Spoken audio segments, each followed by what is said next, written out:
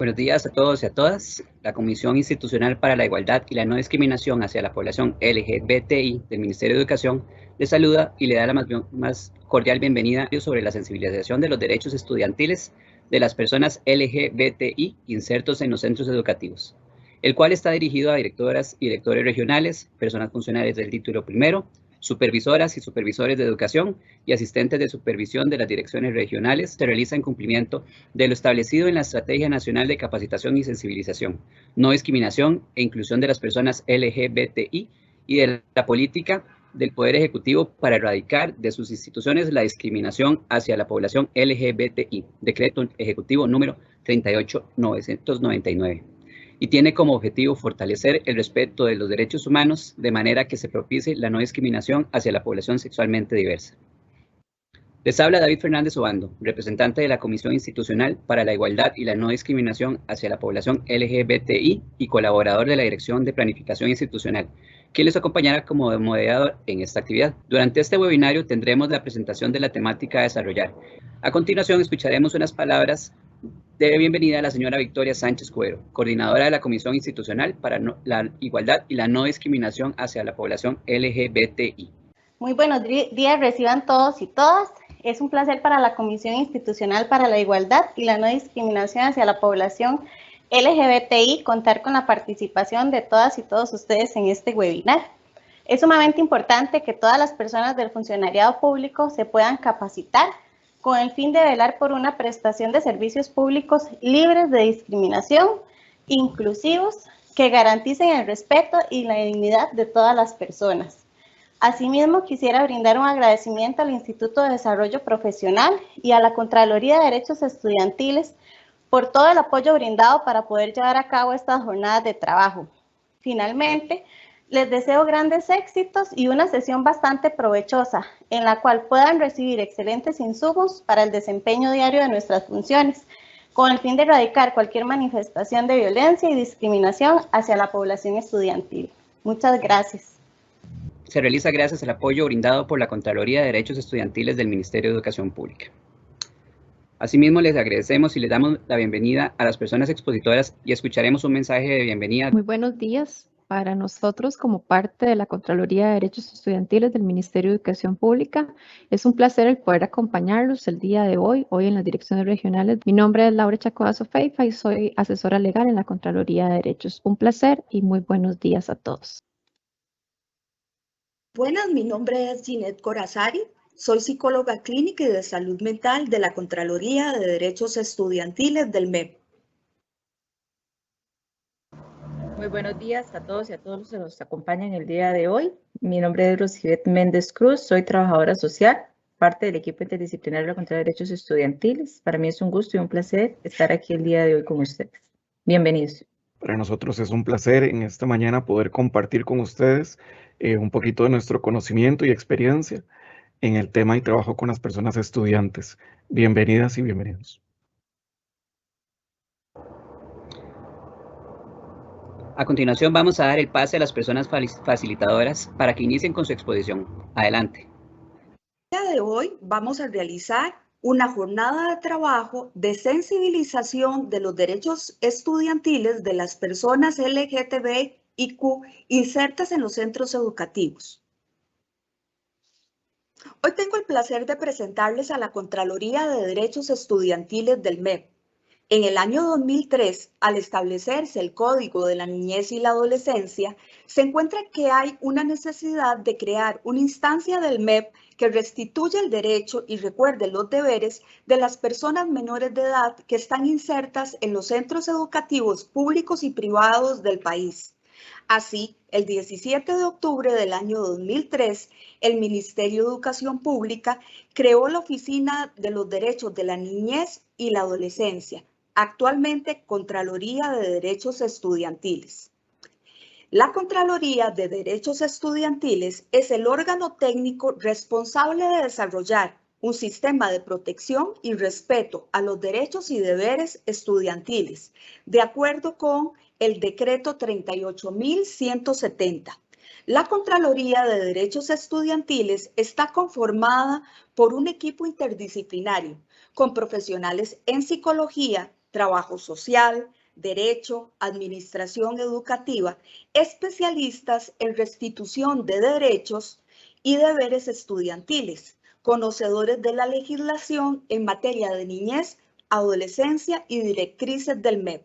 Actualmente la Contraloría de Derechos Estudiantiles cuenta con varios componentes, el de promoción y divulgación, el de prevención y guías de atención, el de intervenciones que brinda un abordaje integral a casos específicos, el de sistematización de denuncias, el de apoyo a causas disciplinarias, que eso lo trabajamos con el Departamento de Asuntos Disciplinarios, y tenemos un staff legal y administrativo.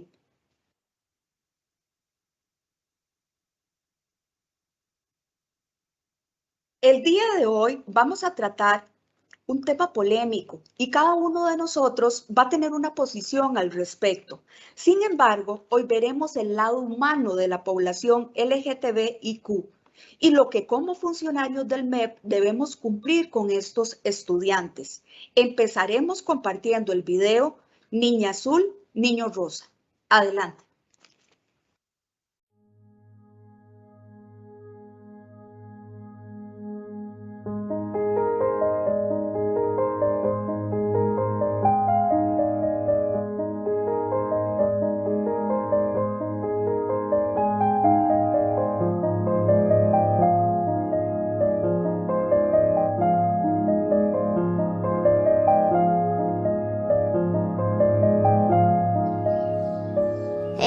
Mi profesora sospechaba porque yo no jugaba a la muñeca, no jugaba a, no sé, puras cosas de niña. Solamente jugaba así como la pelota, traía mi pelota, jugamos a básquetbol, siempre. Nunca me había gustado ir con falda, jumper, nunca me había gustado, solo iba con los pantalones de física, con polera de física porque no me gustaba ir con la polera de mujer. Nunca me había gustado. Algunas veces mi amiga me preguntaban ¿por qué no jugamos a la muñeca? Yo siempre decía no, y dicen ¿por qué?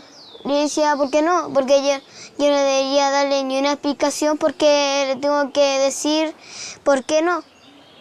Porque no tengo que jugar a la muñeca, no tengo que jugar a, no sé, a las mamás.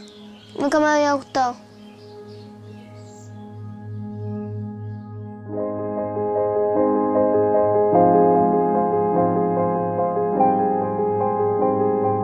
Después de mucho cuestionamiento, de darnos cuenta de que a Kevin le pasaba algo que era distinto, se me ocurre buscar por internet ayuda. Y escribo y pregunto, una pregunta muy puntual y pongo, ¿cómo sé si mi niño de 7 años es un niño transexual? A los pocos días me responde y me dice, ¿le has preguntado cómo se llama? Y me pareció media descabellada la pregunta, como si tiene nombre, como preguntarle cómo se llama. Pero en fin, dije, ya lo voy a hacer a ver si yo salgo de esta duda. Y yo le pregunto, si tú, ¿cómo te gustaría que te llamaras? Y me dice, pero si yo me llamo Kevin. ¿Cómo te llamas Kevin? Si yo te di otro nombre al nacer. No, si yo me llamo Kevin. Yo siempre me he querido llamar Kevin porque yo soy un niño. ¿Cómo que era un niño? Sí, si siempre yo soy un niño, solo que tú no te diste cuenta. Entonces hay uno que, ¿cómo es? Si yo siempre he sido un niño. Y por eso quiero que me llamen Kevin. Fue igual doloroso porque papá igual quedó dando vueltas, pero igual me respetó. Me respetó como siempre. Que no sea mujer, sea hombre, me gustan los hombres, me gustan las mujeres. Le da lo mismo eso, pero a él le importa que esté con él. Eso es lo que a él le importa. A tus ojos soy un cuerpo y si dejas de lado los prejuicios te enseñan. Lo que pasa es que toda la gente dice con un cuerpo equivocado. Yo no vivo en un cuerpo equivocado, es lo que me tocó y es mi cuerpo. Y esa gente dice, no, nació en un cuerpo equivocado, que el cuerpo equivocado, el cuerpo equivocado. No es un cuerpo equivocado porque al final a todos les tocó un cuerpo y tiene que aceptarlo nomás. A cada uno de los... A usted también le tocó un cuerpo y usted nos dice, no es un cuerpo equivocado, es lo que le tocó. Es que lo más complicado fue que cuando él te dice, no me siento niña, es como, ¿qué es? Porque para todos los papás lo primero que pensáis de qué estamos hablando. De hecho, yo lo primero que pensé cuando ella me dijo que le gustaban las niñas, yo pensé que era lesbiana. Tenía 10 años, 10 años, pero todavía no me cortaba el pelo. Y subí a la pieza de mi mamá y me senté y dije, mamá, me quiero llamar Matías. Y mi mamá, ¿qué? Me dijo. Y así fue. Así empezamos.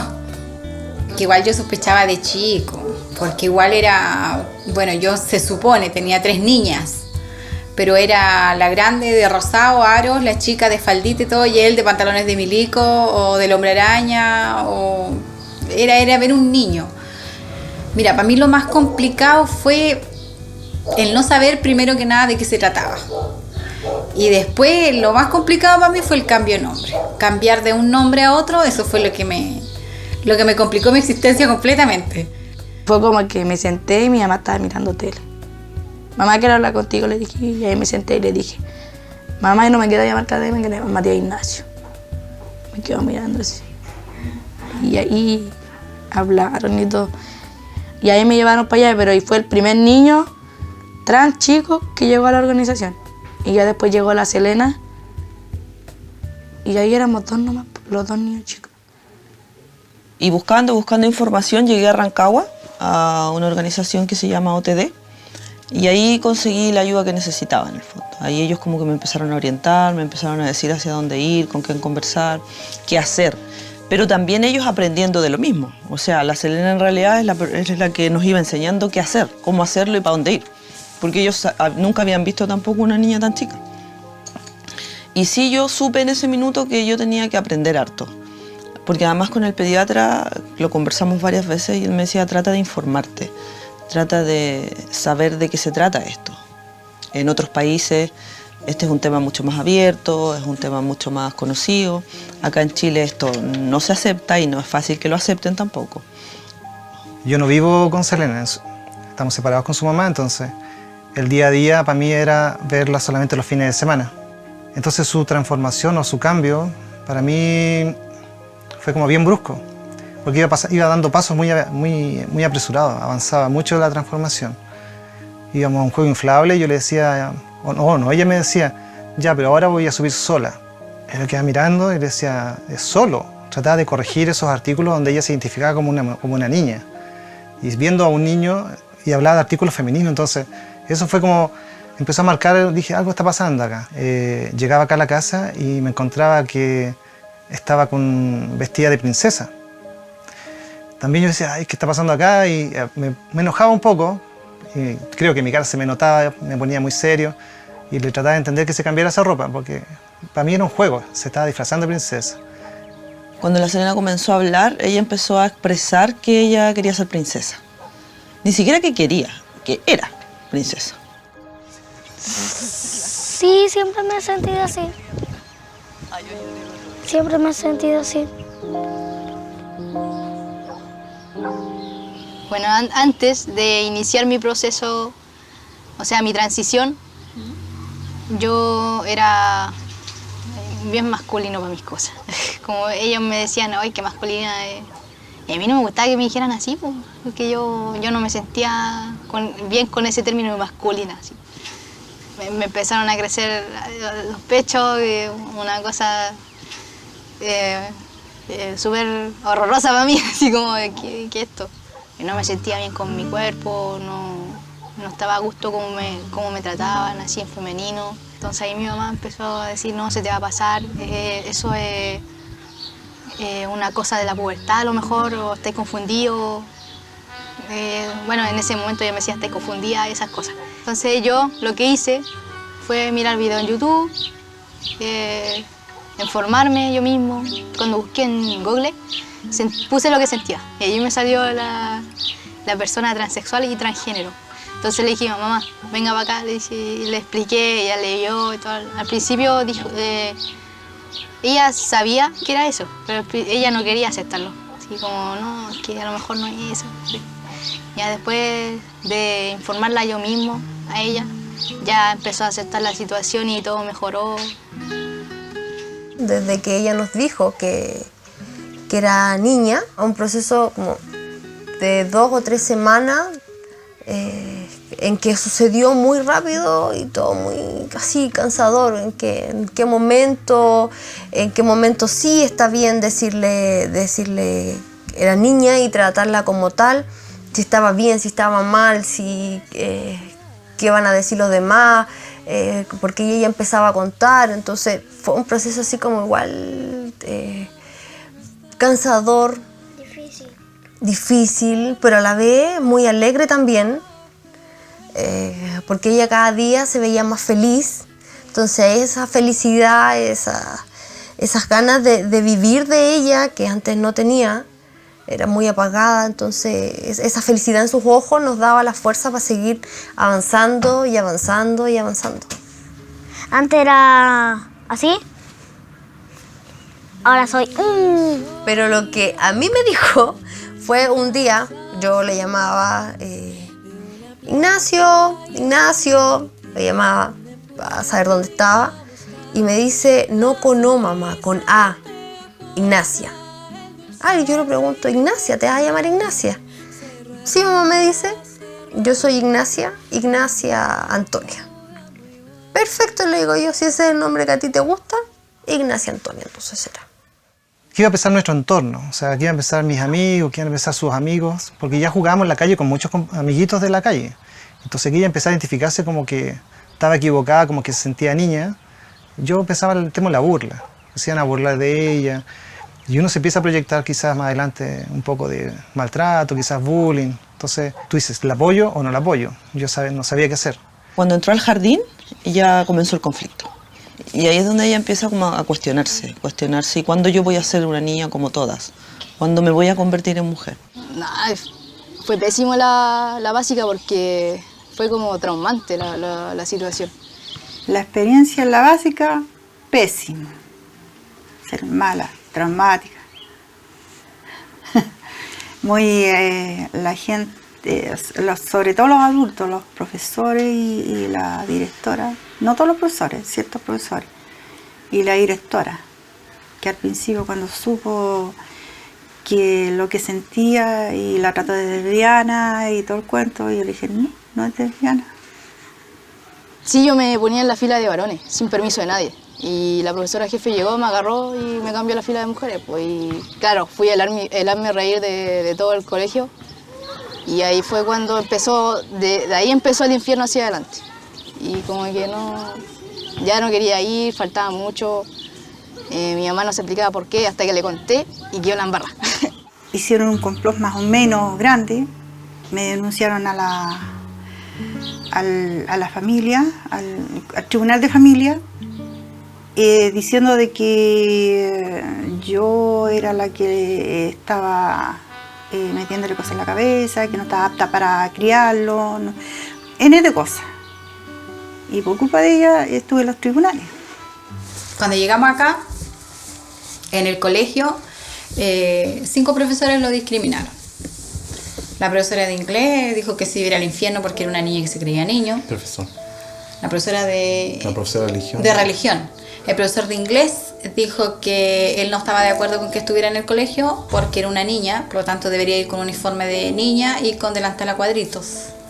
La profesora de educación física nunca lo dejó jugar fútbol porque era una cosa de género para ella. Y como era una niña no podía simplemente jugar a la pelota con los varones. La profesora de ciencia nunca lo dejó poner su nombre social en las pruebas, aún llevando certificado que él era un niño trans. El hecho más discriminatorio fue cuando Matías entró al colegio, lo subieron al escenario ante todos los niños en el patio y le dijeron que él era una niña, que se creía niño y que quería que le dijeran Matías. Llegué y el primer día que llegué me subieron al escenario y formaron a todos los niños y me pararon arriba. Y dijeron, ella es una mujer que se cree hombre, se llama Catalina, pero le gusta que le digan Matías.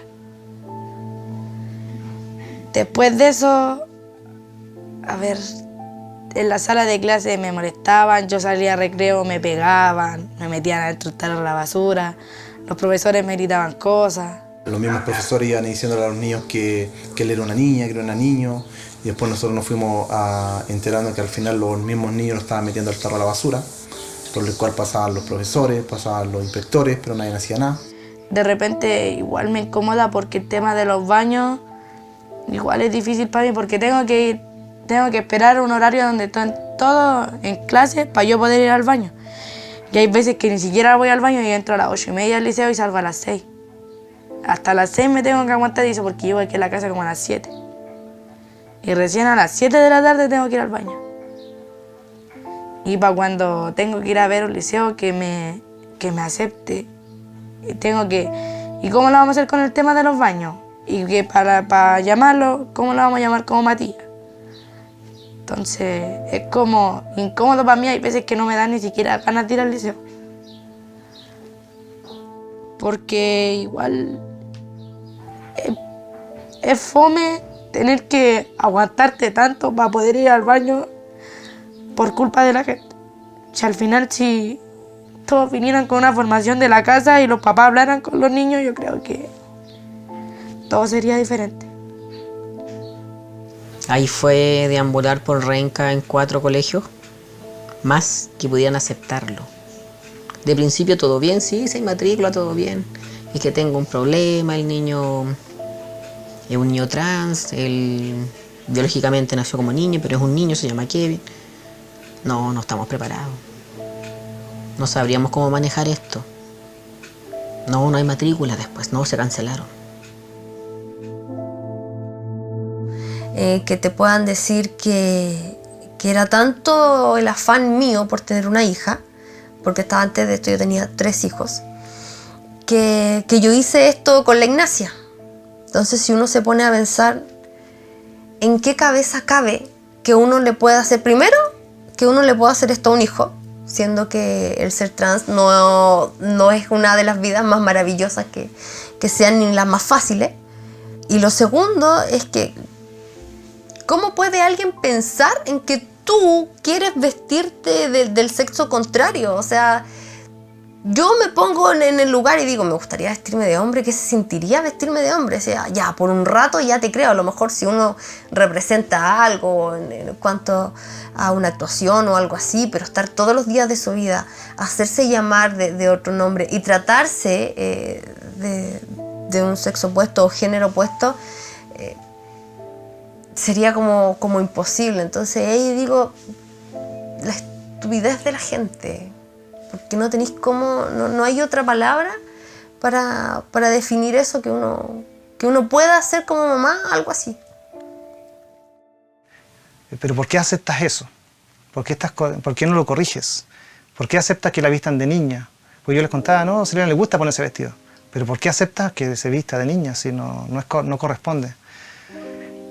Entonces uno está así como medio atrapado porque tú sientes en tu corazón que tienes que aceptarlo, que lo estás viviendo Selena y que lo quiere hacer y tú lo aceptas como papá, pero que otras personas que también fueron papás y te dicen, quizás con una crianza un poco más tradicionalista, dicen eso se tiene que corregir.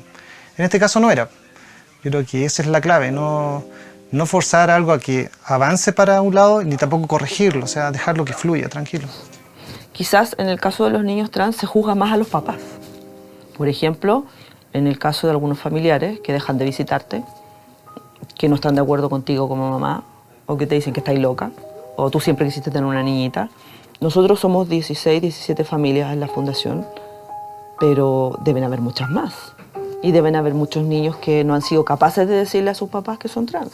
Que yo creo que tienen que ir sin miedo porque al final el camino que ellos van a escoger no es fácil y tienen que quitarse ese miedo de encima y aunque sea tener la valentía de contarle a sus papás que ya sea que si los apoyan bien y si no será nomás, pero tienen que seguir ese camino solo porque al final es difícil, no es fácil. Y para los papás que tienen que aceptar a sus hijos tal y como son, que ellos no tienen la culpa y que no son algo del otro mundo, sino que son igual al resto, nadie es distinto. Hace un año más o menos que se mató una niña trans, una adolescente trans, porque sus padres eran cristianos y le dijeron que no tenía por qué vestirse así, todo. Le hicieron el cuento la vida imposible. Entonces la niña lo que hizo, se suicidó, creo que se dio un disparo en la cabeza o tomó pastillas, no sé qué hizo, pero se terminó matando. Y esa era una de las alternativas que también podíamos haber tomado. Haber dejado que siguiera siendo niño y haberle enseñado a disimular y que ella pudiese intentar atentar contra su vida antes de los 18 o 20 años. Siempre que yo pensé en hacer algo fue para eso, para que los niños tuvieran en quién reflejarse y no vivieran lo que viví yo y ella, que fue un año y medio absolutamente solitarias porque no había más niños. Entonces la Selena se sentía súper marciano y hoy día no pasa eso. El objetivo principal de la Fundación Transitar es acompañar, apoyar la infancia y la juventud trans. No solamente incluimos niños muy pequeños, sino que hay personas que están incluso hasta los 18 o 20 años. Muchos niños trans, por ejemplo, nunca han compartido con otro niño trans o niña trans hasta la instancia en que se vienen a encontrar en la fundación.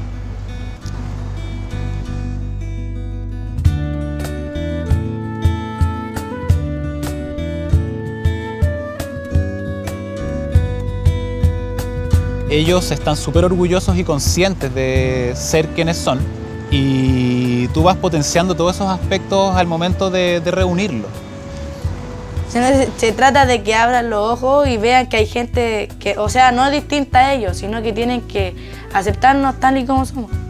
Los niños trans son igual a los otros, como tú, y tú, y tú. No estamos por una posición binaria del género, entendemos que en el futuro algunos niños van a transitar al género fluido, al medio, o van a combinar la masculinidad y feminidad en distintas formas, en el fondo como no solamente las personas trans lo hacen también. Estamos en tiempos de cambio. Yo creo que la vida se está manifestando todo, no solamente los niños, yo creo que todo se está dando a conocer de otra manera. Entonces hay que aceptar los cambios. Yo lo primero que hice es saqué las sábanas, todas las sábanas, y las cambié. Toma, le digo, yo me paro, le paso 2 bolsas grandes de basura, echa ahí todo lo que tú dices que no te corresponde, que no es tuyo y que no te gusta. Chuta, cuando me fui a dar cuenta, lo único que quedó el colchón. No quedaron sábanas, no quedaron cobertores, no quedó ropa, no quedaron calcetas, no quedaron poleras, no quedó nada. Nada, incluida la ropa de colegio. Dije, mamá, tengamos un día de chicas. Y ella me dijo, ya. Fuimos por un par de zapatos y algo, y al final terminamos comprando mucha ropa, maquillaje, cintillos, pinche, ¿qué más? Cosmetiqueros, colonia, champú, cepillo de dientes, ya todo rosado ese día, ya. Y después mi mamá lo que hizo para empezar a aceptar la situación fue llevarme al supermercado con mi hermana mayor, que no le gustó mucho la idea a mi hermana, se enojó. Fue comprarme ropa de varón, mi primer conjunto de ropa de hombre. Y estaba feliz, porque mi mamá igual estaba contenta porque podía ver que yo estaba feliz. Yo tengo que andar todo el día fajado, todos los días, de lunes a lunes. Y para ir al liceo igual es incómodo porque tengo que ponerme la faja y ponerme una polera encima y arriba la polera del colegio. Entonces igual andar todo el día así, de repente mis compañeros ya se sacan los chalecos y andan en polera, pero yo no puedo porque se me notan mucho y igual es incómoda para mí. Entonces igual me molesta y como que me duelen de repente. Y para el verano igual es incómodo porque hace mucha calor y andar fajado más encima con 2 poleras arriba es fome. Sobre la ley de identidad de género, para los niños, hay un proyecto que está hoy día en la Cámara, no, ni siquiera en la Cámara, está en la Comisión de Derechos Humanos del Congreso, hace ya varios meses, más de 6 meses, no avanza, está ahí detenido. Lo único que queremos es que salga pronto, netamente porque ya estamos cansados de dar explicaciones. de dar explicaciones en el médico, en el colegio. Yo me canso, yo he llorado y el Esteban el que me dice no ponera, o sea, dijimos que al Matías le íbamos a apoyar, sorry, pero te cansa, sobre todo cuando ves al Matías llorando, que te dice, mamá, algún día esto va a terminar. No sé si algún día va a terminar. Lo que sí sé es que tengo que sacarlo adelante como sea. Que tenemos que luchar con él hasta el final. Yo a él le dije, él quiere ser Matías. Y yo voy a lograr de una u otra forma que él sea Matías. Y que sea feliz, como lo he hecho hasta ahora. Nosotros como padres no hemos sido escuchados al respecto de la ley de identidad de género. Han sido escuchadas todas lo que son las asociaciones de diversidad sexual, varios activistas que están en la lucha por el tema, las personas que escribieron la ley, que me parece maravilloso, pero creo que los papás acá debemos ser escuchados en el sentido de que es la vida de nuestros hijos la que está en juego. Y por lo mismo que estamos trabajando en esto y estamos dándonos a conocer, para que la otra gente sepa y sepa de buena fuente lo que es ser un niño trans.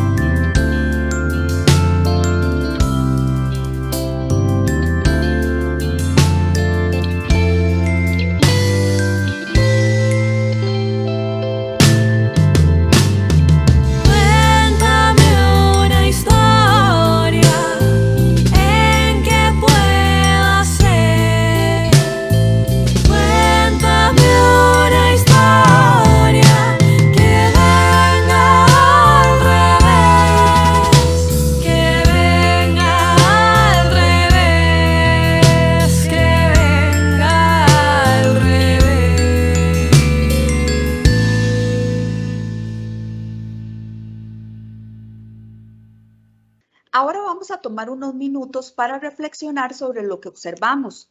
Es importante enfocarnos en qué emociones nos evocó este video. Pensemos en las personas LGTBIQ que conocemos. ¿Cómo nos gustaría ser tratados si esta fuera mi condición o la condición de una persona a la que yo quiero? El video nos explica que las personas tienen conciencia de ser diferentes al rol tradicional desde muy pequeños. Las personas enfrentan rechazo, prejuicios sociales y religiosos, lo cual para ellos es algo agotador.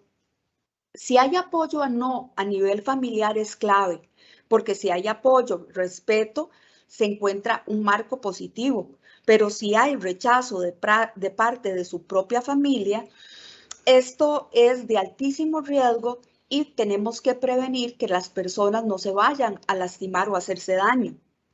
En el contexto educativo, lamentablemente, hay malas experiencias. Primero que todo, la gente dice no estar preparada para atender un caso como este. Existe bullying contra esta población, por esto el Ministerio de Educación Pública tuvo la necesidad de crear un protocolo específico para atender este tipo de casos. Aguantan muchas horas para poder utilizar un baño, porque en este contexto se pueden dar burlas o desaprobaciones de parte de algunas personas de la comunidad educativa. Hay directrices MEP con respecto a estos temas y esto es lo que vamos a desarrollar el día de hoy. Continúo. El sistema educativo es un espacio promotor de cambio. Las diversidades son múltiples con diferentes matices y enriquecen a la comunidad educativa. Esta es la posición oficial del Ministerio de Educación Pública. Como antecedentes cabe destacar que algunos de nosotros nos enseñaron el mundo de Paco y Lola, el ratón Pérez y la hormiguita, pero los tiempos han cambiado sustancialmente. Y estos cambios son los que vamos a analizar el día de hoy. Siguiente.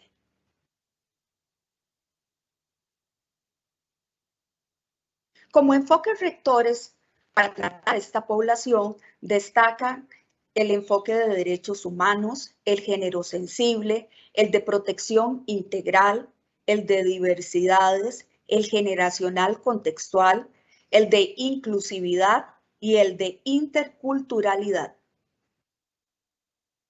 Ok. También nos gusta contarles acerca de un pronunciamiento que emitió el Colegio Profesional de Psicología en Costa Rica en octubre del año 2018, en conmemoración del 17 de mayo como el Día Internacional en contra de la homo-lesbo-transfobia. Este día se decreta tanto a nivel internacional y lo ratifica en Costa Rica, porque el 17 de mayo la Organización Mundial de la Salud en el año de 1990 elimina la diversidad sexual y las identidades de género de los manuales de enfermedades mentales, lo que constituye esta fecha como un hito histórico en el tema de la defensa de los derechos humanos y coloca a todas las personas en igualdad de condición.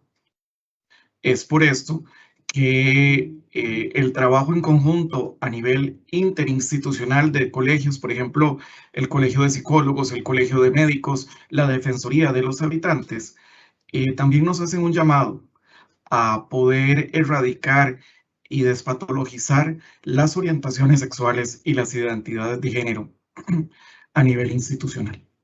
Siguiente. Muy bien, y con este comunicado también nos hacen un llamado para indicarnos que están prohibidas todas aquellas terapias de conversión, de restauración, que busquen revertir una orientación sexual o una identidad de género a orientaciones no cisgénero. Este tema lo queremos contar y nos gusta compartirlo con ustedes porque en nuestra experiencia hemos tenido que algunas veces cuando se hace una referencia por una persona LGTB en un centro educativo, muchas veces se podría malinterpretar de que esta referencia es para que la persona menor de edad o la persona estudiante cambie su orientación sexual o cambie su identidad de género autopercibida. Y aquí tenemos que tener mucho cuidado, porque este tipo de prácticas están prohibidas. Y de alguna forma, en esta mañana, como lo decía el compañero con el tema de los enfoques rectores, estos enfoques rectores se reflejan también en la Política Nacional de Salud Mental de Costa Rica y también en la Política Nacional de Sexualidad, en el cual se busca o se quiere de que todas las personas sean tratadas con respeto, con dignidad humana y con este compromiso de responsabilidad social. En estos conversatorios o cuando empezamos este tema, siempre nos preguntan que si el tema de derechos únicamente es para esta población y no. El Ministerio de Educación Pública es un espacio libre de violencia y discriminación.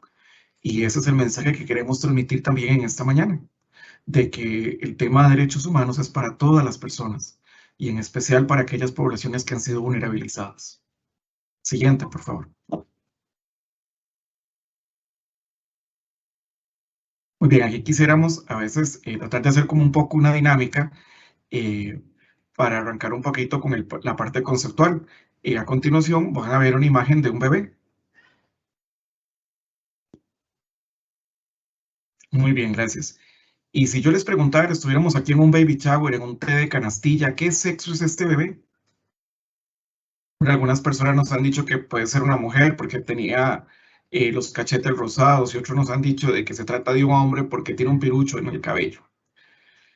¿Qué creen ustedes qué sexo es este bebé? ¿Cómo identificamos el sexo de un bebé? ¿Verdad? Desde la gestación existen los ultrasonidos para ver la parte fenotípica biológica, ¿verdad? Que parece que es la única forma en la cual nos podríamos dar cuenta el sexo de un bebé. Pero si yo les presento esta siguiente imagen,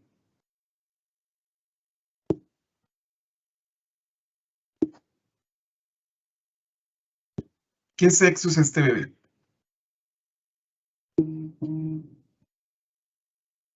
Algunas personas nos podrían decir que se trata de una niña porque está usando una pijama de color rosado y un listón. Y si yo les pregunto de qué sexo es este bebé, ok, algunas personas lo identificarían como un hombre porque tiene una pijama y la chupeta de color celeste y no usa un listón en el cabello. Sin embargo, si nos damos cuenta en la imagen de la derecha, vemos que se trata del mismo bebé. Lo que pasa es que está vestido de forma diferente. Y al fin de cuentas, lo que nos debe interesar es que al final hay un bebé, hay una persona, indiferentemente de lo que aparente, de lo que vista. Eso es lo que queremos transmitir. Estamos hablando de personas más allá de lo que vemos. Siguiente.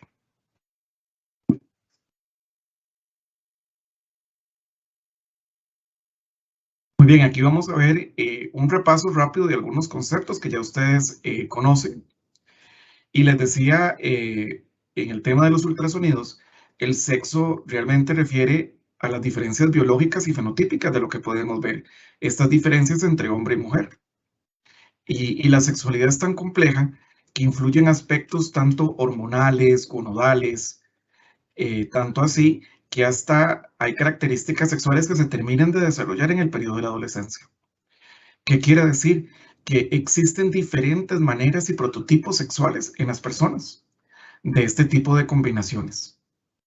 ¿Verdad? No solo la tradicional que conocemos XX y XY, sino que también pueden influir una serie de factores que le dan a la persona una diferenciación en su sexo. Luego tenemos el concepto del género. Y este está asociado a la imagen anterior, al del té de canastilla, como desde lo que nos damos cuenta del sexo registrado al nacer, le damos a una persona una serie de roles y mandatos sociales de acuerdo a ese sexo biológico. Cómo debe comportarse una mujer y cómo debe ser un hombre. Y recordamos ahora el libro de Paco y Lola y los cuentos sobre la feminidad, sobre la masculinidad, que son aspectos relativos y son condiciones sociales que nos dictan cómo vivir. Luego, tal vez viene un concepto nuevo para algunos. Se trata de la identidad.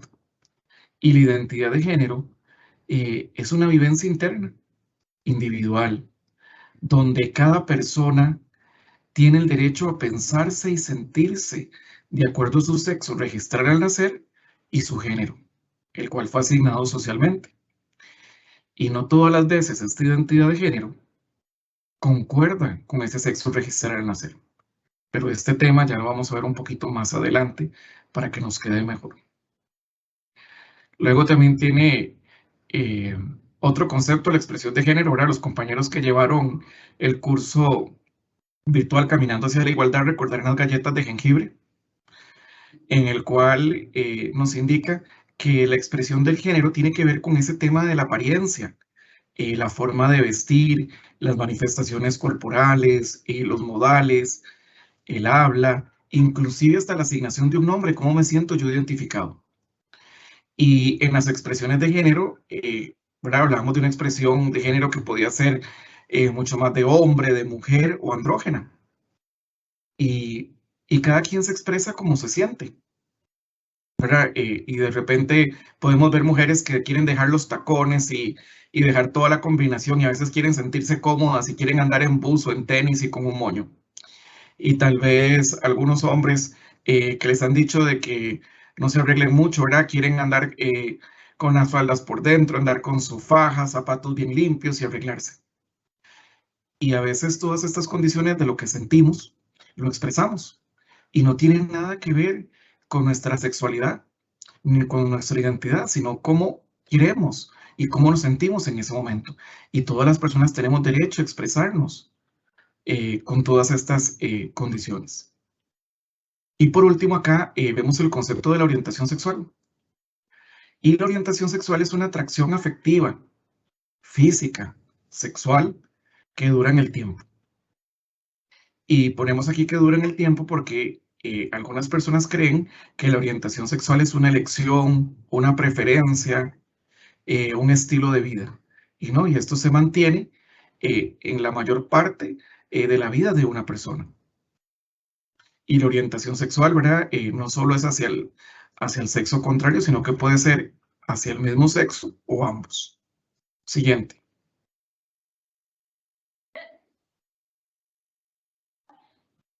En esta imagen quisimos hacer un resumen de estos conceptos y colocarlos en una persona. Y iniciamos con el sexo biológico y está colocado en la parte genital, porque hacíamos referencia a la parte fenotípica, biológica y cómo identificar a las personas. Entonces, si efectivamente cuando nace el bebé o corremos el pañal de la primera imagen que vimos del bebé y vemos un pene y unos testículos, vamos a identificar que se trata de un hombre en su sexo biológico. Si corremos ese pañal y vemos unos labios, una vagina, vamos a hablar de que se trata de una mujer.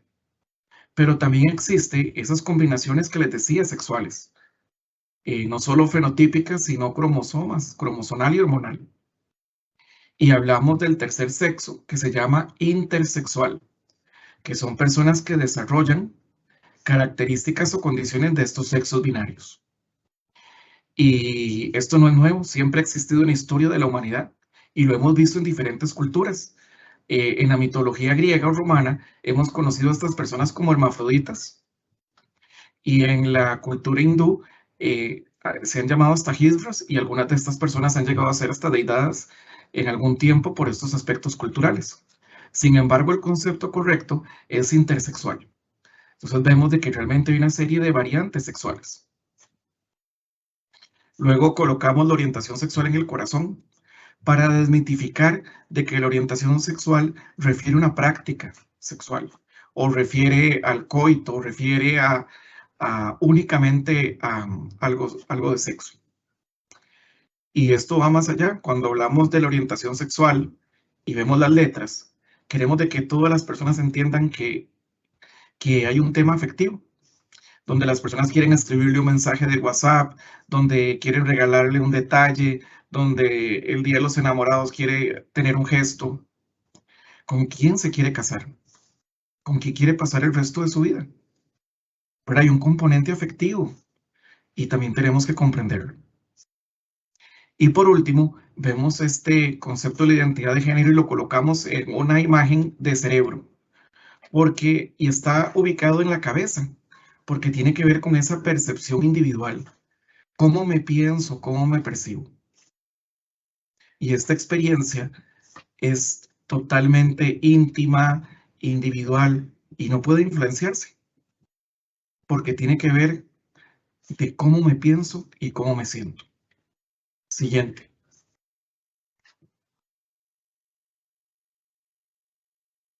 Muy bien.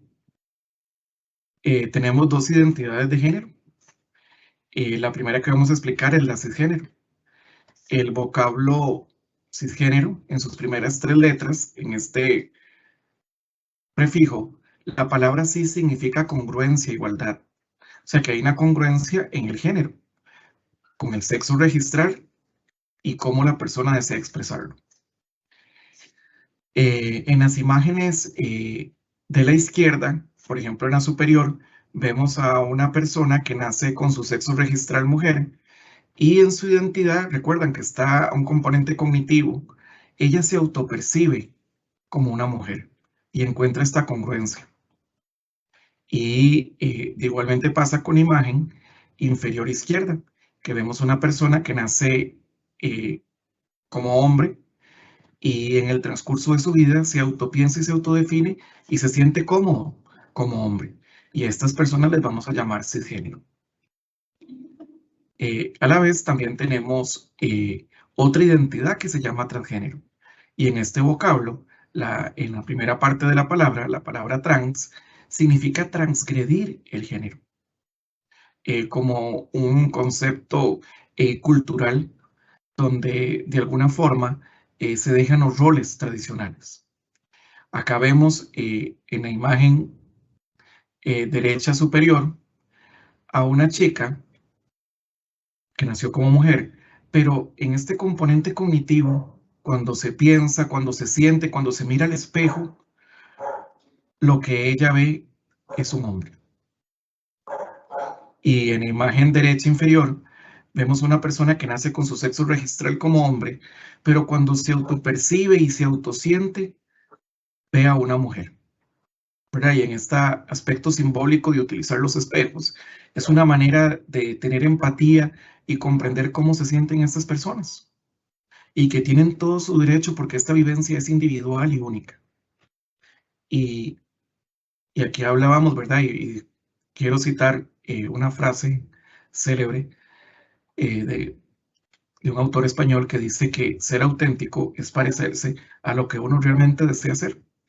Y estas personas, en su autenticidad, realmente buscan sentirse bien consigo mismas. Y a esto es lo que nos referimos con las identidades de género. Siguiente. Las personas LGTBIQ pasan por una serie de procesos hasta consolidar su condición. Primero hay un sentimiento de diferencia, puede haber una sensación de negación de su realidad, puede haber una homotransfobia interiorizada.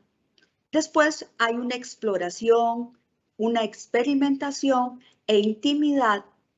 Después de eso cursan hacia una autoaceptación e integración. Luego consolidan su identidad. Esto ocurre en el caso de los individuos sanos hasta que se da la salida del closet, que es cuando la persona se da a conocer a la sociedad tal como es y tal como siente.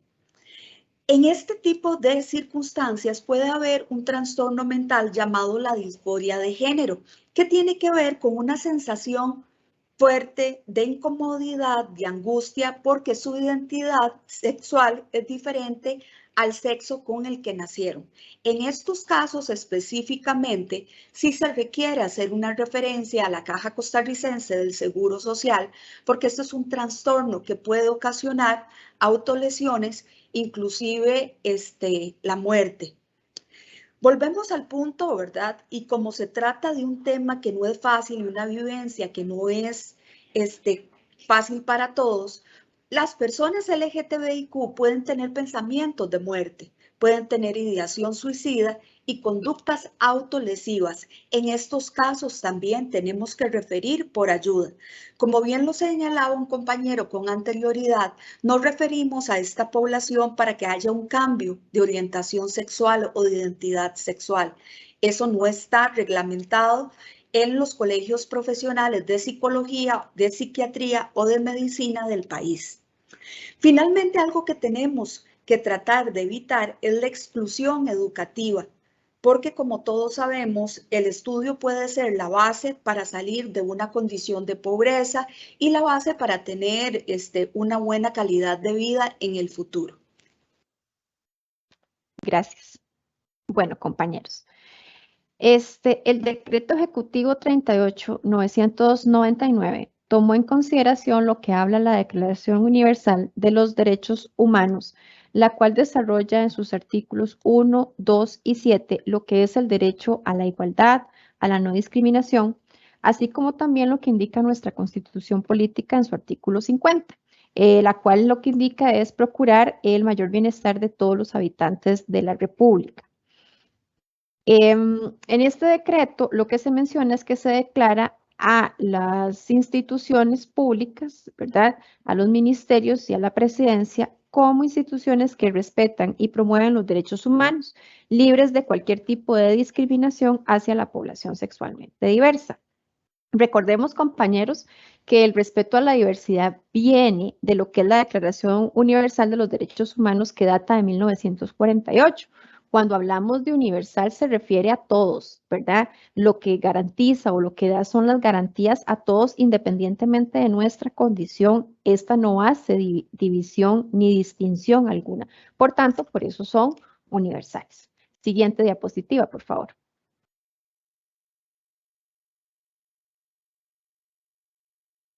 Ok. Como un poco de lo que es el marco legal en materia LGTB, vamos a encontrar lo que es la pirámide de Kelsen, ¿verdad? Es importante para mí informarles un poquito de quién era o de dónde viene Hans Kelsen. Hans Kelsen era un jurista austriaco, era filósofo. Él desarrolló una pirámide que muestra lo que es efectivamente la jerarquía de las normas en el derecho. Dicha pirámide en Costa Rica, o la versión a lo tico, si lo podemos llamar de alguna forma, lo vamos a encontrar establecido en el artículo 6 de la Ley General de Administración Pública. En la mayoría de los países, lo que siempre vamos a encontrar en la parte superior va a ser la Constitución Política. Sin embargo, Costa Rica, específicamente por una sentencia del Tribunal Constitucional, se le da un rango supra únicamente, y quiero aclararlo, ¿verdad?, para lo que son los instrumentos internacionales que sean en materia de derechos universales. Esta pirámide lo que va a implicar es que una norma inferior va a estar subordinada a una norma superior. Por ende, no puede ninguna norma inferior modificar ni sustituir a las de fuente superior. Como lo ven, al lado izquierdo de sus pantallas está, bueno, en la parte de arriba de lo que es la pirámide, lo que son los instrumentos internacionales, aclarando que en derechos humanos, ¿verdad?, que únicamente en derechos humanos que vayan a ampliar o tutelar lo que son protecciones de una garantía que ya esté establecida en la Constitución Política. Por otro lado, vemos la Constitución Política, los tratados internacionales, las leyes de Costa Rica, los decretos ejecutivos, los reglamentos y estatutos, las normas subordinadas y los principios generales del derecho. Esas normas subordinadas que vemos ahí son todas aquellas que van a estar subordinadas a lo que son reglamentos centrales y descentralizados. En el lado derecho de la pantalla, pues vemos una serie de documentos, circulares, artículos, ¿verdad?, a materia del Ministerio de Educación Pública, lo que es la ley 7739, que en sus artículos 5, 9, 12 y 55, esta ley es el Código de la Niñez y la Adolescencia. El artículo 5 nos habla del interés superior de la persona menor de edad. El artículo 9 nos habla de la aplicación de la norma más favorable o preferente, que esto es que en caso de duda se va a aplicar aquello que sea más conveniente para las personas menores de edad. El artículo 12, que habla sobre el derecho a la vida, y el artículo 55, pues lo que nos habla es de la obligación que tienen las autoridades educativas a realizar algún tipo de denuncia ante una violación de derechos de los estudiantes. La circular DM2405 del 2015 fue firmada por doña Sonia Marta Mora. Esta lo que habla justamente es de que se declara al Ministerio de Educación Pública como un espacio libre de discriminación por orientación sexual e identidad de género. Tenemos la Constitución Política en su artículo 33, que habla que todas las personas somos iguales ante la ley, y el artículo 1 de la Ley de la Persona Joven. Por otro lado, tenemos la circular DM 4007-2018. Esta fue firmada por don Edgar Mora Altamirano. Esto lo que nos brinda es los lineamientos para la adecuación de trámites, documentos y registros al reconocimiento del derecho a la identidad sexual y de género de población estudiantil y estudiantes egresados del sistema educativo costarricense. Y por otro lado tenemos el oficio DMS UGIP 293 del 10 del 2019. Ese fue firmado por la licenciada Tatiana Víquez Morux, que es como jefa de la Unidad para la Promoción de Igualdad de Género. En este oficio, lo que habla es de la importancia de la autonomía progresiva de las personas menores de edad. Es importante recalcar que lo que es el principio de autonomía progresiva va a partir de que la condición de las personas va en un proceso de acuerdo con su desarrollo integral y se va dando paralelamente una preparación para una vida independiente y responsable. Esto va a ir en concordancia con los principios que les mencioné de acuerdo con el Código de la Niñez, que es el del principio de interés superior, también lo que es de la participación y de desarrollo. Compañeros, los niños, las niñas y adolescentes son sujetos de derecho y ellos deben de recibir el apoyo y la protección integral de las personas adultas, adquiriendo paulatinamente lo que va a ser su autonomía de una forma, como les digo, paulatina y progresiva. Esta autonomía va a ser según a su grado de evolución y de madurez. El artículo 5 de la Convención sobre los Derechos del Niño y de la Niña considera y propone que se va a ir respetando lo que son la evolución de las facultades de las personas menores de edad.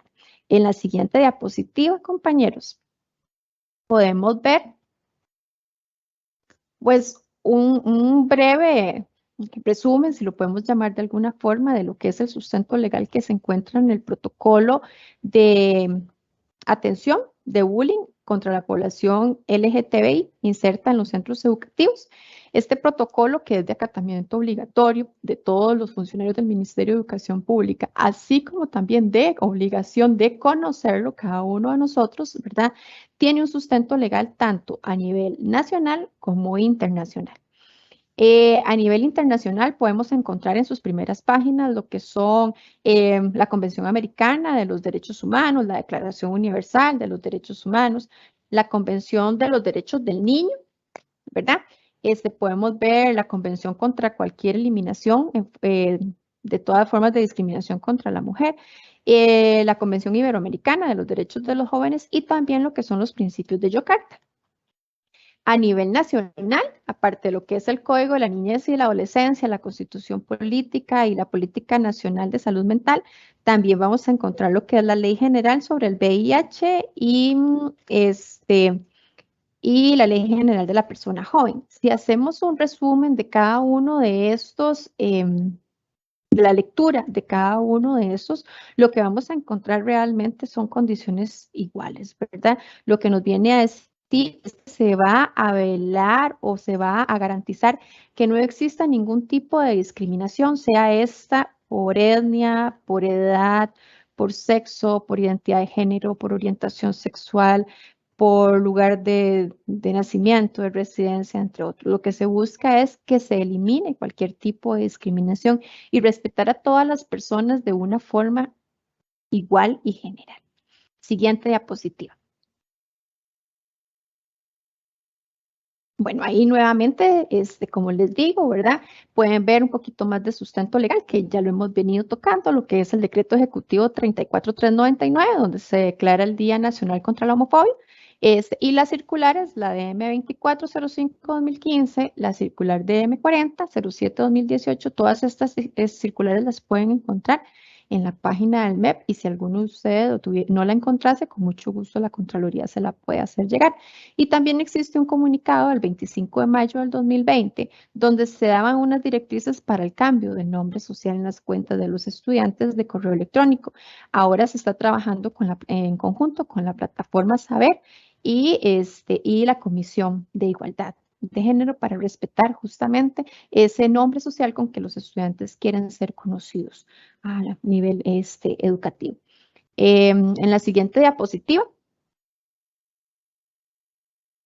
Ok, les comento, compañeros, que nosotros estamos cumpliendo con una solicitud de lo que es la Defensoría de los Habitantes, es el oficio 03694 del 2020.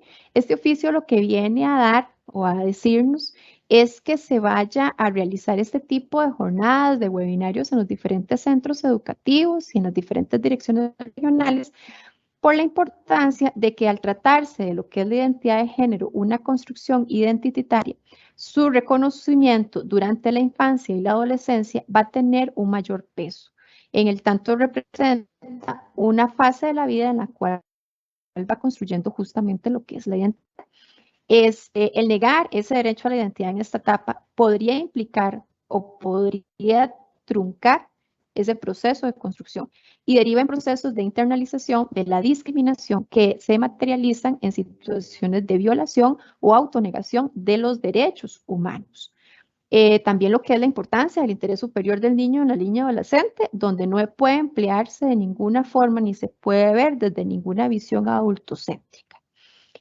Parte de este pronunciamiento lo vemos en la siguiente diapositiva, donde la Defensoría de los Habitantes lo que hace es una solicitud de continuar con el fortalecimiento de los procesos de capacitación y sensibilización tanto del personal docente y administrativo de los centros educativos en todo el país en materia de derechos derivados de las orientaciones sexuales y de las identidades de género, incluyendo básicamente dos aspectos, lo que es la despatologización de las identidades de género no cisnormativas, que Cristian se los comentaba al principio de la jornada, donde hablaba justamente del pronunciamiento del Colegio de Psicólogos, y desde un enfoque de los derechos humanos sobre el derecho a la igualdad y a la no discriminación, que tengan como parte de su contenido el análisis de las manifestaciones múltiples e interseccionales de la discriminación.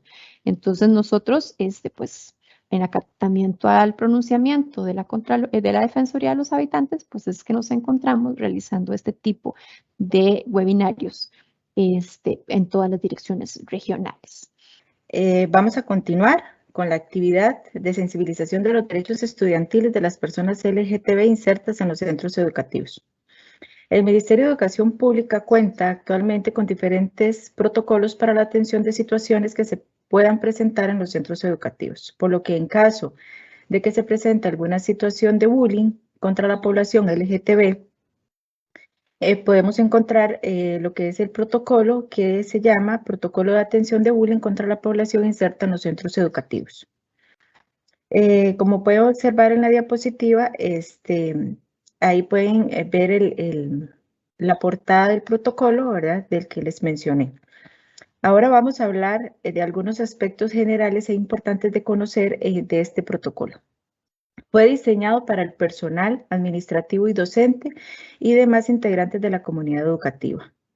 Brinda recomendaciones en torno a cómo enfrentar y actuar ante la discriminación por orientación sexual e identidad de género, con la intención de que este se vuelva un entorno seguro para el desarrollo integral de todas las personas menores de edad y demás comunidad educativa.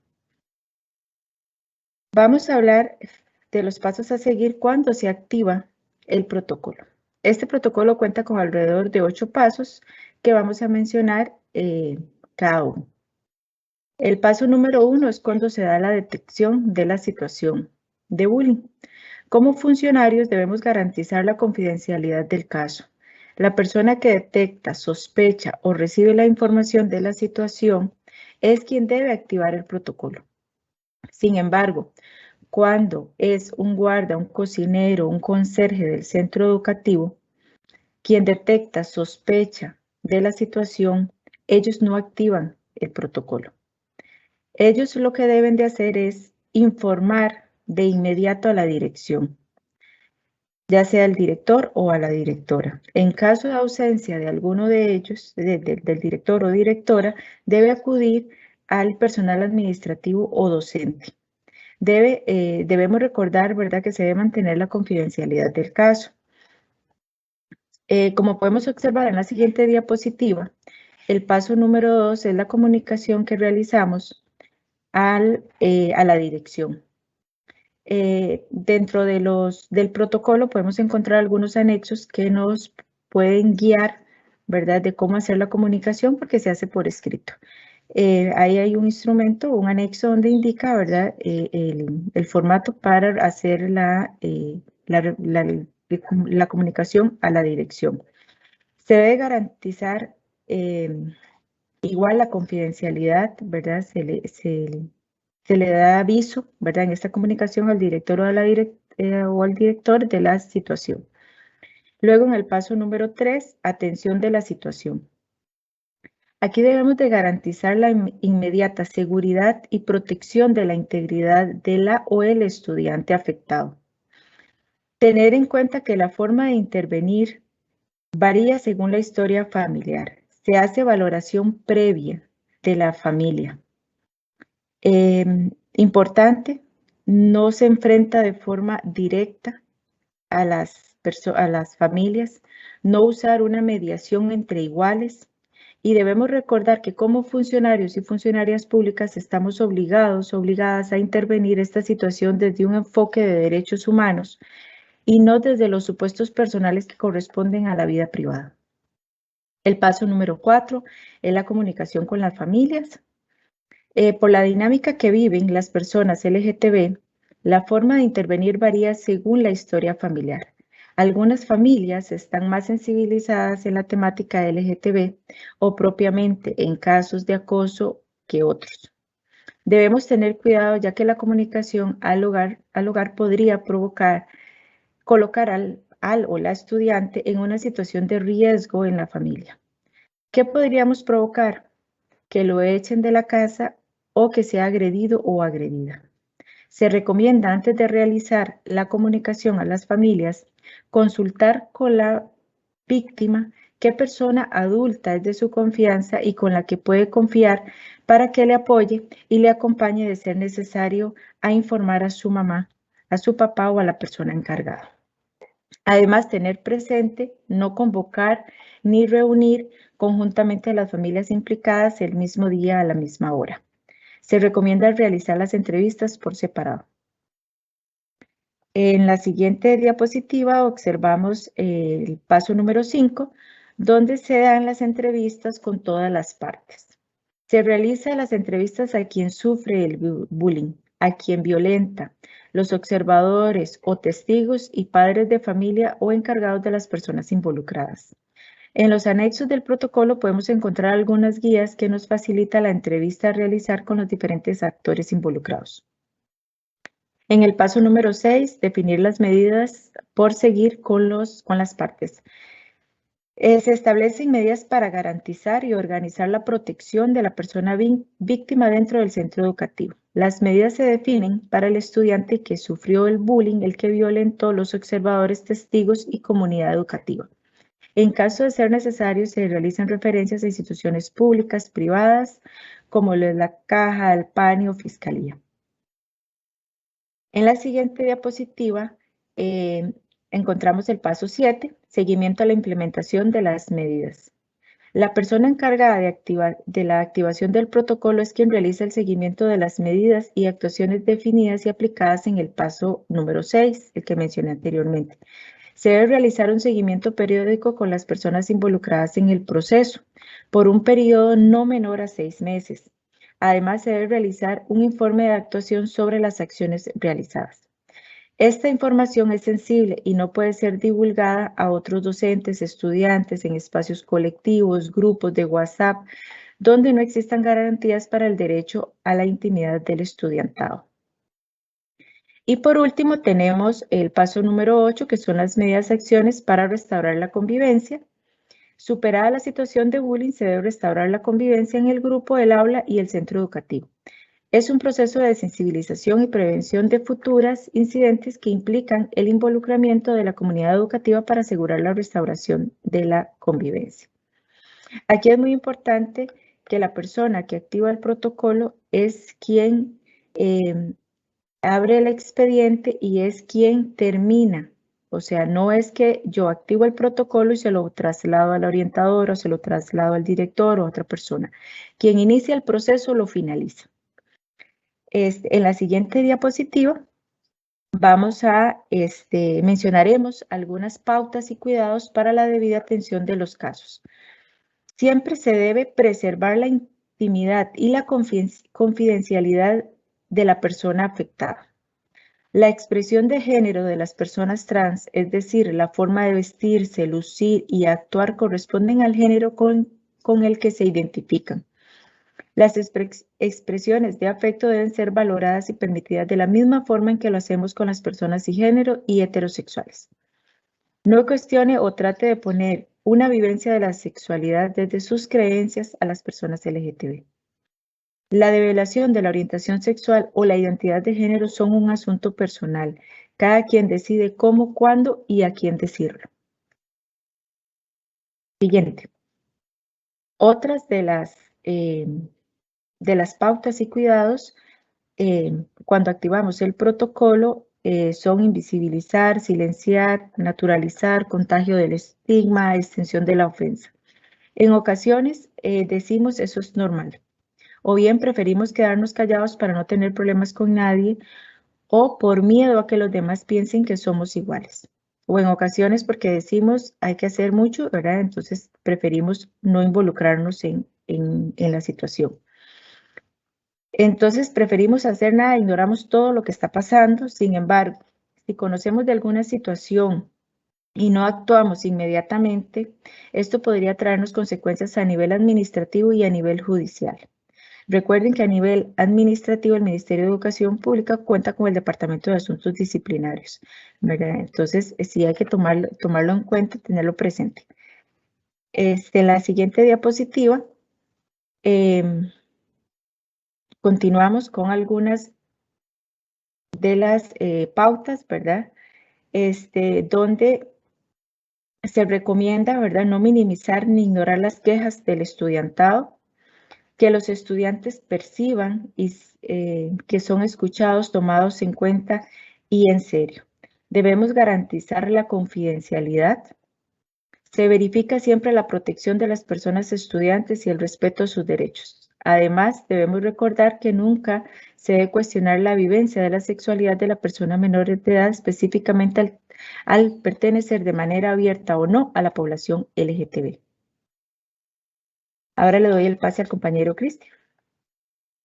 Este protocolo se hace diferente a los demás del MEP y específicamente con el de bullying, porque como hemos tratado de ver, el tema de la orientación sexual en una sociedad heteronormativa es difícil para algunas personas, tanto así que hay personas adultas que no han podido llevar este proceso de internalización, de poder expresar abiertamente su orientación sexual e identidad de género. Y con mucha más razón las personas menores de edad. Cuando hablamos de la protección, esto es muy importante, dado que en los centros educativos tenemos la responsabilidad de resguardar a las personas menores de edad. Debemos siempre preguntarle a la persona, estudiante, si su familia conoce de su orientación sexual o identidad. A pesar de que a nosotros nos parezca obvio, siempre debemos tener este respeto. Y esto nos ha dado la experiencia de trabajar con las familias. Las familias cuando nos indican lo difícil que es para ellos saber que sus hijas e hijos en algún momento tienen otra orientación sexual e identidad de género. ¿Por qué? Porque como padres y madres de familia, todos tenemos expectativas sobre nuestros hijos y nuestras hijas. Y dentro de estas expectativas, la mayoría no piensa en esta posibilidad. Entonces, para los padres de familia, este proceso se vuelve delicado y hay que dar este acompañamiento. No todas las familias, como les decía, toman a bien estas noticias. Por eso le preguntamos a la persona estudiante si alguien de su familia lo sabe o con quién podríamos contactarnos en caso de que la persona estudiante esté siendo víctima de bullying, para no poner en riesgo a la persona, porque tras de que ella está sufriendo en el contexto educativo, está sufriendo en la comunidad, la idea es no llevar esta presión o situación al hogar. Y aquí les voy a contar con mucho respeto una de las experiencias en un colegio del gran área metropolitana. Una vez dos estudiantes se estaban despidiendo y se dieron un abrazo y un beso. Y alguien del centro educativo llamó a un encargado legal y el papá de uno de los chicos no tenía conocimiento de la orientación sexual. Y fuera del colegio el padre llegó muy molesto, muy enojado, tanto así que se tuvo que llamar a la policía para proteger a la persona estudiante. Entonces, tenemos que tener esta cautela para trabajar con las personas menores de edad y no ponerlas en riesgo. Sabemos de lo complicado y difícil que puede ser. Por eso también vamos a trabajar este tema no solo de llegar a hacer el debido proceso, llamar a las partes, sino tener esta parte de sensibilidad. Siguiente. Muy bien, es por esto que en el trabajo que hemos hecho con las familias, de alguna forma, es muy parecido a la elaboración del duelo. Para muchos padres, madres, y nos ha tocado trabajar hasta con abuelitos, cuidadores legales, inclusive hasta con el PANI, y hogares donde hay personas menores de edad, en el cual las personas tienen que trabajar todo el tema de cambio y transición. Y lo más importante es que puedan comprender que ahí está su hijo o su hija. Más allá de la orientación, de la identidad, es rescatar esa persona que está ahí, los sentimientos, el pensamiento y sus capacidades. Dentro del tema del bullying, este tema es complicado a veces porque, como lo vimos ahí en algunas pautas, a veces se niega, se minimiza y se naturaliza. Y de alguna vez lo vemos como algo común y no lo debemos de permitir. Por eso el trabajo para erradicar el bullying en cualquiera de sus manifestaciones es un trabajo conjunto entre el centro educativo, la familia y la comunidad educativa. Y entre todos poder hacer este tipo de cambio. Siguiente. Muy bien, aquí les vamos a contar algunas acciones afirmativas que podemos hacer. Cuando nos llegan todos los casos por el reconocimiento del nombre social o el tema de restitución de derechos, tratamos de decirles a los profesores, a los docentes de los centros educativos, que seamos respetuosos con la persona. Preguntémosle siempre cómo desea ser llamada esa persona. Hagamos que esa persona se sienta cómoda en el centro educativo. Podemos modificar los reglamentos internos de los centros educativos. Aquí hacemos también un llamado y un trabajo con los comités de evaluación para que cuando haya una persona estudiante trans en un colegio, podamos modificar y se le permite usar el uniforme o algunos accesorios de acuerdo a su identidad de género. Por ejemplo, hemos tenido casos de personas estudiantes trans, por ejemplo, chicas trans, que ocupan usar tal vez un poquito de polvos o de algún tipo de base para disimular el vello facial que sale. También en algunos casos nos ha tocado trabajar con los centros educativos para permitirle usar algún tipo de panty. Algunas chicas trans que se sienten incómodas porque se les marcan las venas o los muslos de las piernas, ¿verdad? Muy fuerte. También con los chicos trans hemos trabajado el tema del uniforme para que puedan usar un poquito ropa holgada, para que se sientan un poco mejor. En algunos casos se le ha permitido a algunos chicos trans hasta usar las faldas por fuera, no por una situación, ¿verdad? Por una situación de comodidad y de expresión de género. Entonces todos estos cambios basados en el respeto, sin ser extravagantes, y podemos colaborarle a las personas estudiantes. Más que la apariencia, queremos centrarnos en la persona estudiante. Más que conocemos que las personas trans tienen un sufrimiento, ¿verdad? De cómo ser aceptados y tener todas las herramientas para la vida para hacerle frente a esta situación. Cuando hemos sido capacitados en este tema y sensibilizados, en encuestas y trabajos nos indicaron de que mucha población LGTB se sentía cómoda en los espacios de la biblioteca, porque había una persona adulta, porque había silencio, porque se sentían resguardados. Y con esta información nos conmueve un poco porque quisiéramos de que todas las personas estudiantes se sientan seguras y cómodas, no solo en la biblioteca, sino en el aula, en los recreos, en los pasillos, ¿verdad? De qué bonito sería de que todo el centro educativo sea un espacio seguro. Siguiente. Más allá de mis creencias particulares, como funcionario MEP debo detener cualquier situación de bullying contra esta población y contra el resto de los estudiantes. Los estudiantes LGTBIQ deben contar con el apoyo de todos, en especial por parte del director, el orientador, el profesor guía, quienes deben ayudarle a hacer valer sus derechos en el contexto escolar. Llame al estudiante como desea ser llamado, de acuerdo a su identidad de género autopercibida. No participe en choteos, burlas, lenguaje negativo para referirse a su orientación sexual o identidad de género.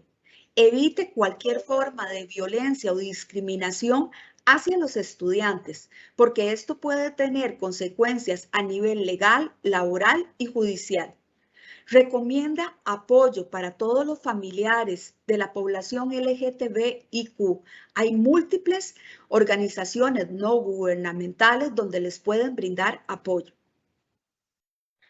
Ok, algunas otras consideraciones para el abordaje integral de la convivencia en los centros educativos serían: la orientación sexual e identidad de género no son una moda. Cuando estamos realizando alguna entrevista o bien él o la estudiante nos están contando alguna situación que se les presentó o nos está exponiendo sobre su orientación sexual o identidad de género, debemos hacer que él o la estudiante se sientan valorados, valoradas, aceptados, aceptadas y no culpabilizados o culpabilizadas. Alienten a los estudiantes, a las y los estudiantes a que le expresen cuando les critican, maltratan, se sienten asustados o asustadas, avergonzados o avergonzadas.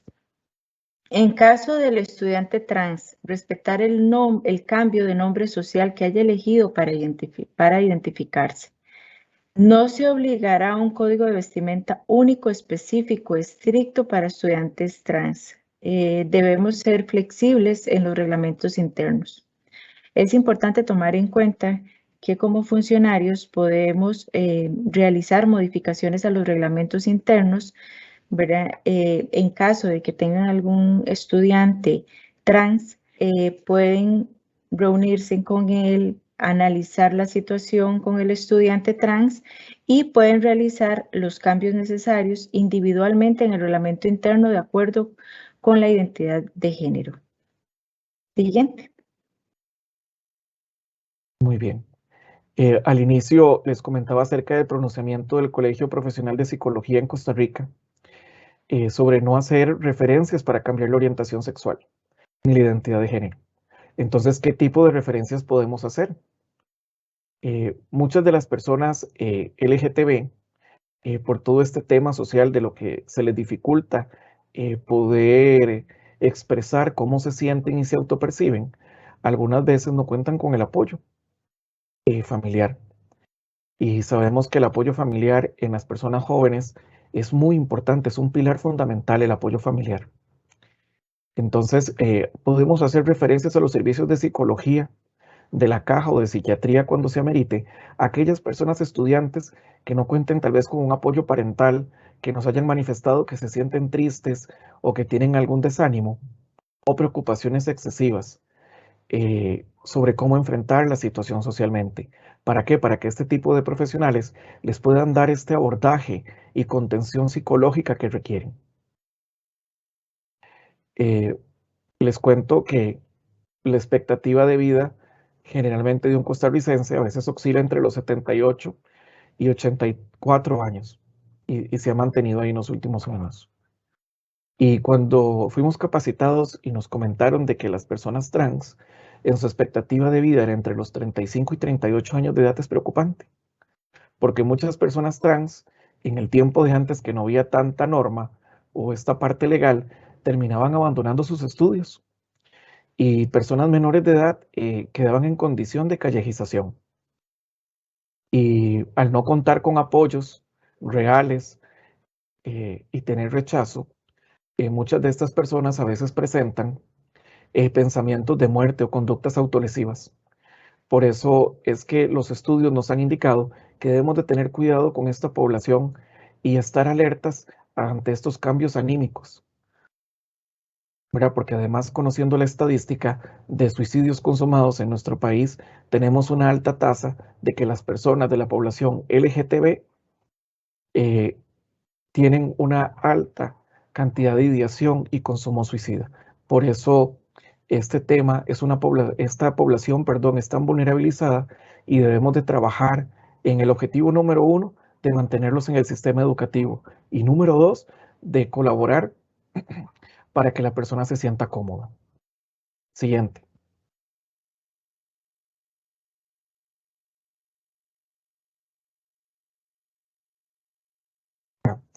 Bueno, este a veces resulta ser un tema polémico cuando en algunos colegios tenemos personas trans. Por eso es que en el video queríamos explicar o evidenciar, a pesar de que era una realidad en Chile, en Costa Rica la tenemos. Tenemos estudiantes en secundaria y hasta en primaria trans que cuando están en los colegios, y ahora que estamos regresando paulatinamente a la presencialidad un poquito más, de cómo favorecer a las personas trans con la utilización de los servicios sanitarios. Efectivamente, no es colocar un rótulo especial para población LGTB o personas trans, no. Es la utilización de baños generalizados, como el que hay en nuestros hogares, que se trata de una pila, un servicio sanitario con un lavamanos y que tiene puerta. Estos baños los queremos utilizar en todos los periodos de transición de las personas trans para que se sientan seguras. Entonces, a veces nos han preguntado que si pueden utilizar el baño de la ley 7600, el baño de los profesores. Entonces, el centro educativo, dentro de su misma infraestructura, puede ubicar un servicio sanitario para la persona trans. Y también para la educación física y el deporte, para que puedan cambiarse y estar tranquilos. También aclaramos de que aquí no es que los hombres utilizan el baño de las mujeres y las mujeres utilizan el baño de los hombres. A veces esta información nos va a dar seguridad de lo que estamos haciendo es indicarle en el periodo de transición a una persona trans un espacio para que pueda utilizar un servicio sanitario. Acá les dejamos el nombre de algunas ONGs especializadas en el tema LGTB. Por ejemplo, tenemos Transvida, que además cuenta con un programa de educación abierta para personas trans. El CIPAC, que es una ONG de derechos humanos. Gafadis y Siguelar, que son instituciones serias, con profesionales que trabajan con las personas familiares y estudiantes para el tema de adaptación al tema y la convivencia. Contamos con la Dirección de Vida Estudiantil, que son las personas que han realizado el protocolo, y también con la Contraloría de Derechos Estudiantiles, en el cual trabajamos en la restitución y protección de los derechos de las personas estudiantes. El objetivo principal de todo este conversatorio, de alguna forma, es que logremos que las personas estudiantes permanezcan en los colegios, en las escuelas, que puedan ser educadas, de que no se vayan de nuestro sistema educativo por un tema de discriminación o violencia, sino que podamos proporcionarles este espacio de confianza y seguridad.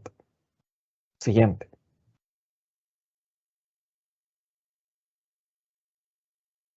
Bueno, una de las recomendaciones es que contamos con la circular del año 2015 de la anterior ministra de Educación, Sonia Marta, que nos indicó que el Ministerio de Educación Pública es un espacio libre de violencia y discriminación, y hace un llamado a todos los centros educativos, tanto públicos y privados del país, para indicar esto.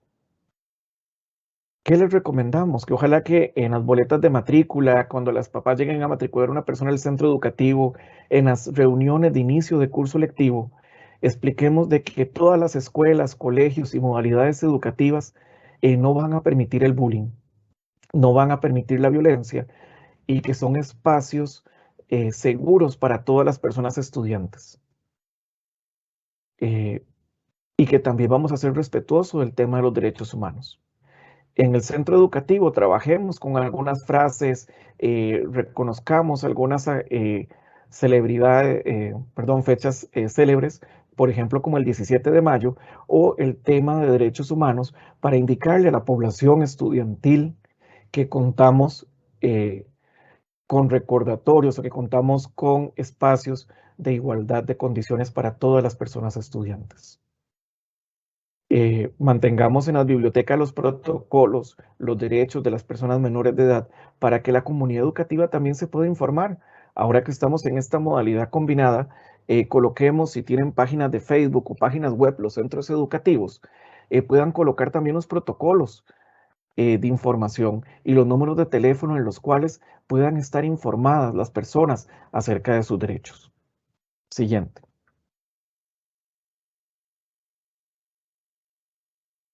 Muy bien.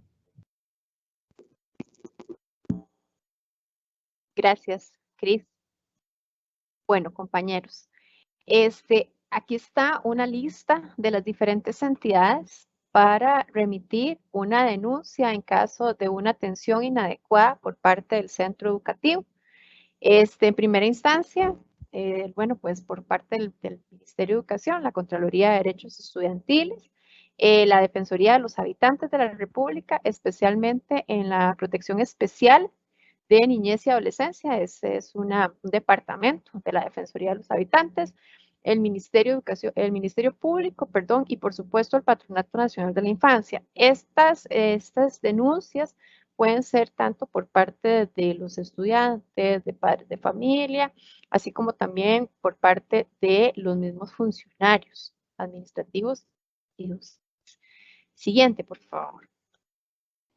Para cerrar este espacio, nos gusta compartir esta fotografía de una chica trans. Es la primera a mano izquierda.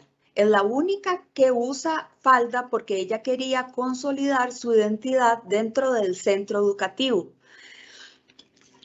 Esta historia es exitosa porque esta chica fue incluida y respetada por los estudiantes y profesores. Se les brindó un proceso de inducción tanto a los alumnos como a los profesionales y la chica se sintió muy bien en este centro educativo. Actualmente se graduó y estudia en una universidad de los Estados Unidos. Esta fotografía nos recuerda que cuando todos somos respetados, aceptados, podemos tener opciones educativas y forjar una mejor calidad de vida en armonía con todos. Okay.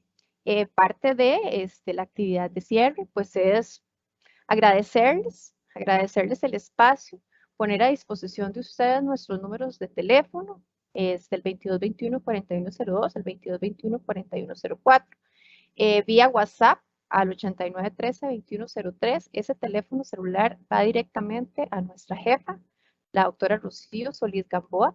El correo electrónico derechosestudiantiles@me.go.cr.